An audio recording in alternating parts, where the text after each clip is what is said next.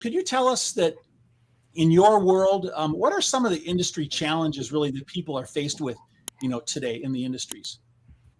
Yeah, for sure. So there's a whole number of kind of industry trends and challenges that are specifically impacting capital planning. I think one of the biggest ones is the emergence and focus on ESG. So that's environmental, social, and governance. And what that's forcing companies to do is start to look at their business cases more holistically, right? No longer just looking at the financial returns that their projects bring, but also how they're impacting the world as a whole.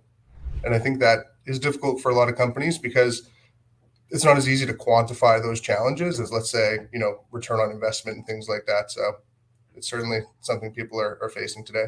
Okay, yeah. Phil, if I were to come back over to you and say, what do you think are maybe the top 2 or 3 challenges that people are faced with in the industry today? ESG being one of them. What are a couple others that you can think of that are big challenges that they have?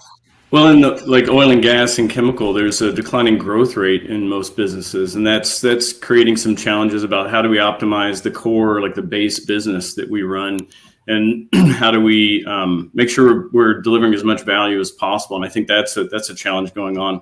I think there's increasing global competition, which is also putting more pressure on pricing, particularly in the commodity space. And I think that's tight. All these things are basically tightening up businesses where they really need to focus on how do they optimize the core business and look for other ways that they can grow as well.